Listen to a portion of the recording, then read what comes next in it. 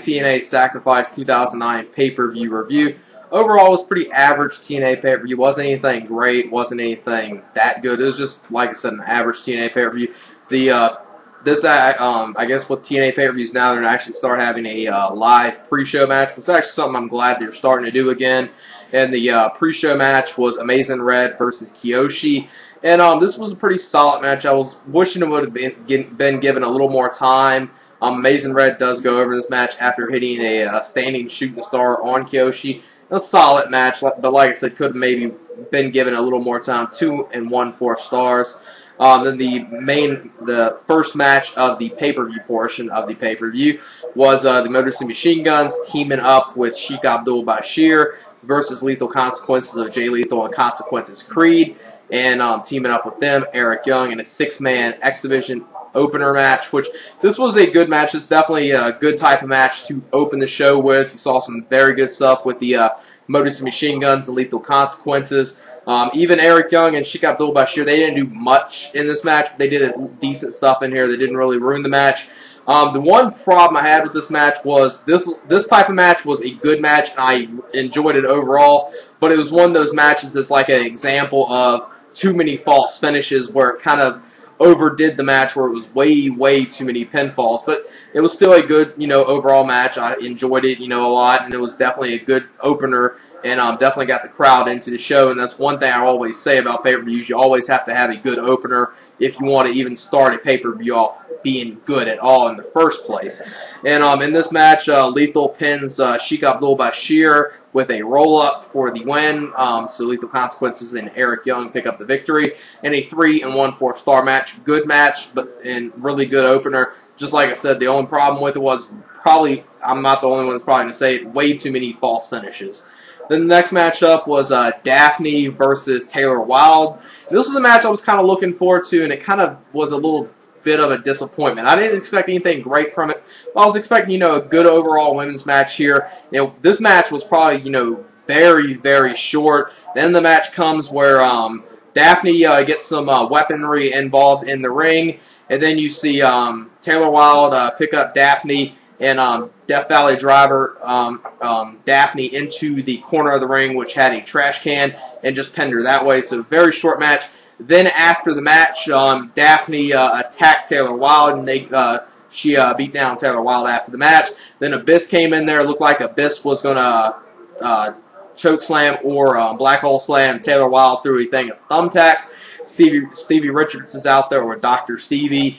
He came out there, kind of told him not to do it, and then it ended up Dr. Steven Richards ended up going through the thumbtacks.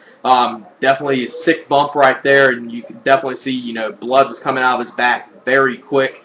It wasn't a women's match I was expecting a little more from. It kind of disappointed, like I said, 1 3/4 stars. Then the next matchup was Daniels versus Suicide, and if this was Daniels versus the person that's obviously under the Suicide gimmick, which is Kazarian or Kaz, this would have probably been an excellent match, probably the match of the night if it was like that. This match was decent. It kind of had, a really dumb ending to this that didn't really make any sense.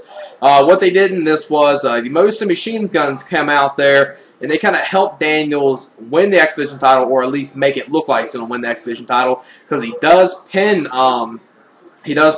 Suicide. It looks like he's, the new X Division champion. Then Daniels gets on the mic, says, "I'm not going to take it this way," restart the match, and give it 5 more minutes, which that's the part that didn't make any sense. Why just give it 5 minutes? Why just not restart the match? The 5 more minutes and stuff like that, you only give that to like time limit draws, not to restart a match. And they went the whole 5 minutes, and Suicide was about to pin Daniels. But the thing was, Suicide didn't really lose the X Division title, so this would have worked better in these 5 minutes if this was Daniels opposite trying to pin Suicide instead of Suicide trying to pin him. So it would have, been a little more of a climactic ending, because it was very anticlimactic. But it was, a solid match. They did some good stuff outside the ring, but I was thinking this match could have probably been a little bit better. I gave it 2 1/2 stars. Then the next matchup was Amazing Kong versus Angelina Love, and this was for the TNA Knockouts title. And just like many people expected, obviously in this match, Amazing Kong was pretty much dominating Angelina Love during most of the match. Then Angelina Love wins this match in using cheap tactics when she gets the bottle of hairspray or whatever it is and sprays it into Amazing Kong's eyes. Amazing Kong's eyes, her vision's blurred, and Angelina Love just rolls her up and gets the victory that way. So it definitely helps her out for a heel persona and doesn't hurt Amazing Kong in the same way. But it probably could have been a little better. The two women's matches I kind of thought could have been a whole lot better than what they actually ended up turning out to. I'll give this 2 stars. It wasn't a bad match, just an average match, nothing really special. Then the next matchup was Kevin Nash versus Samoa Joe. And this was a match that I was kind of shocked that it wasn't given a little more time. Not saying I wanted this match to be a long match, because I knew the shorter it will be, the better it would end up being. And it was at least like probably a lot of people expected at the most, which it lived up to my expectations. I thought it was going to at least be a watchable match. And it was a watchable match. And Samoa Joe does go over in this match after Kevin Nash taps out of the Conquista Clutch. And earlier in the night, they did something backstage with JB, Jeremy Borash, saying that on this coming Thursday's Impact, they're going to announce that a new star has joined TNA, which obviously we already know who that's going to be. That's going to be Taz. And there's going to be 2 other TNA stars, that two former world champions debuting with the company. One's probably going to be Bobby Lashley. I don't know who the other one's going to be. And I'll give this match 2.5 stars. Wasn't a bad match. Just watchable at best. Then the next matchup was Beer Money Incorporated, James Storm and Robert Roode versus the British Invasion of Brutus Magnus and Doug Williams. Pretty solid tag team match here. Definitely liked Doug Williams stuff in here. Pretty much this match worked out being at least overall solid match for the most part, since it was really Doug Williams doing most of the work for his team. Brutus Magnus, as far as a tag team competitor with Doug Williams, this is probably the best thing TNA could do with him, because obviously he's not working as a singles competitor. Kind of put him in this way and maybe kind of have him be around Doug Williams and maybe kind of build him up that way and try to get him to improve in the ring that way. Decent match here. Beer Money Incorporated win this match and win the finals of the Team 3D Invitational Tournament after James Storm pins Doug Williams in this match. In this match, I would give 2.5 stars. Then the next matchup was Booker T versus AJ Styles in an I Quit match for the Legends title. This was a very good match. Really enjoyed it. The end of this match probably hurt it. A lot of these matches on this pay-per-view, the endings kind of hurt it. You either had some questionable ending, or you had an ending where it was just a roll-up out of a couple of the matches. That probably some of them made sense, like the Knockouts title match. At least that made sense. I think the opener, as many false finishes as there were, I think it could have been something better, like a finisher actually ending that match. But this match right here with AJ and Booker T, pretty good. You saw some good back and forth mat work with them too. Good submissions from AJ Styles. Booker T did some good stuff. This is probably one of the Booker T's better matches that he's had in a while. It wasn't a great match, but it was a good match, I would say. I gave it 3 stars. AJ Styles goes over in this match after AJ Styles has Booker T in an armbar submission hold. And during this part, Booker T's wife Sharmel's out there. Then you see Jenna Maraska come out there with a towel and throws it in. So AJ Styles wins it that way. In kind of a way that it definitely had like a Russo type ending right there. I think it could have had a little better ending than that. Maybe have Sharmel, Booker T's wife, be the one to throw in the towel, since it would have made a little more sense. But obviously they'll probably have another Booker T and AJ Styles match, or something like a mixed tag match or something or whatnot, with Sharmel and Jenna Maraska being involved as well. But it was a good match. It was pretty good. Could have been a little better, but it was just like I said, I gave it 3 stars. Pretty solid match from them. Just probably could have been given 5-10 more minutes, and could have had a little more submission work, and this could have probably been an excellent match. But then the main event was for the TNA World Heavyweight title, and this was the Fatal 4-Way match, which was the Ultimate Sacrifice match, which had TNA World Champion Mick Foley versus Sting versus Kurt Angle versus Jeff Jarrett. And the way this match went, if Mick Foley got pinned, he loses the TNA World Heavyweight title. If Sting gets pinned, Sting has to quit wrestling and retire.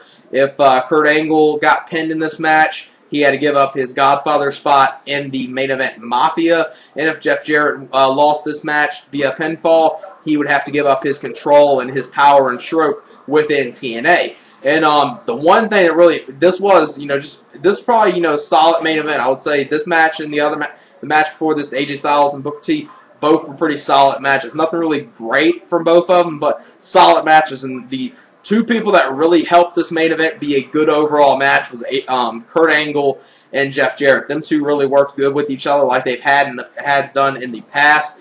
Sting did some decent stuff in here. Mick Foley, he didn't really do much in here at all. And probably a good portion of this match, he was out there actually kind of, being, I guess right now he's kind of like a tweener, but sometimes he's more of a heel than he is a face, and he kind of worked more as a heel in this match because he was on commentary during some parts of this match, acting like he really didn't care about this match, and he could still, he didn't care about getting pinned, because actually the one thing that kind of surprised me in this match, because I wasn't really sure of this before, because this came with the ending of this match with Sting pinned Kurt Angle after Jeff Jarrett hits the stroke from the middle rope onto a chair, and Jarrett goes flying over, landing over. Then Sting, jumps to pin Kurt Angle. He pins Kurt Angle, so Sting is now the new leader and the godfather of the main event Mafia, but Sting doesn't win the World Heavyweight title. That's the one thing that kind of, took me off guard, because I thought, Mick Foley, I didn't think he would have to get pinned to lose the heavyweight title. I thought,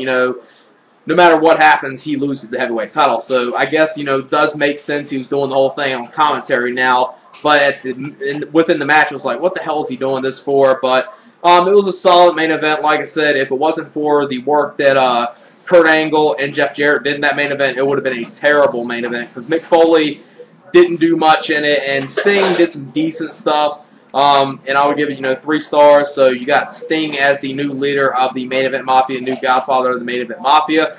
Overall, I would give this pay-per-view a 6.75. Average pay-per-view from TNA. Nothing on here I would say is a must-see. This is not like a pay-per-view I would say go out your way to get and go out your way to order. But there are a couple solid things on here. You had a good overall opener, which in my opinion was probably the best match of the night. AJ Styles and Booker T had a good I Quit match. Could have been given a little more time, though. And the main event overall was pretty solid. And probably one of the better TNA main events they've had in a little while, since a lot of the TNA main events the last couple of pay-per-views have been pretty weak. This was at least, a solid main event for a pay-per-view. So that was something good to see. So like I said, overall I give it a 6.75. And yeah, that's it. Peace.